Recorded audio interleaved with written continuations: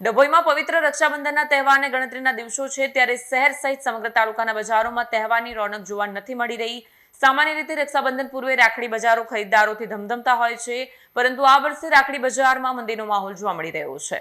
ડભોઈમાં રક્ષાબંધનના તહેવારને ગણતરીના દિવસો બાકી છે, છતાં બજારમાં રોનક જોવા નથી મળી રહી। રાખડીના ભાવમાં 15 થી 20% વધારો થતાં ખરીદી પર અસર પડી છે।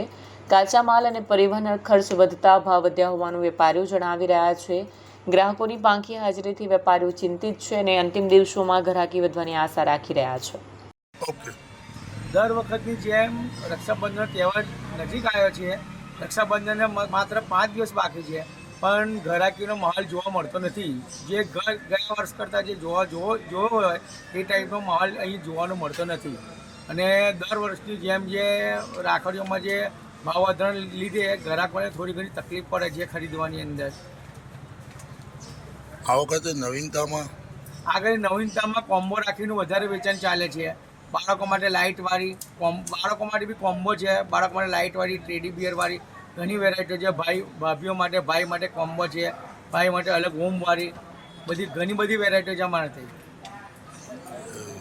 કઈ વેરાયટીઓના નામ? અમારાથી સુખની રાખડી છે, રુદ્રાક્ષવાળી રાખડી છે, કોમ્બો રાખડી છે, કલકત્તા રાખડી છે।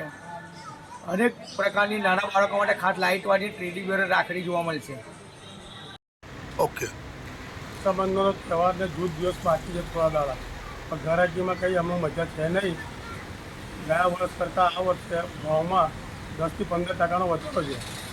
મારા કારણે બધી વેરાયટી સ્ટોનવાળી રાખડી છે, ડાયમંડવાળી રાખડી છે, લુંબર રાખડી છે, કપલ રાખડી છે, ભાભી માટે, નાના બાળકો માટે અલગ અલગ આઈટમ મેં અહીંયા ઘડી મૂકી છે। પણ હમણાં લગીમાં કોઈ ધંધો જોઈએ એવો થતો નથી।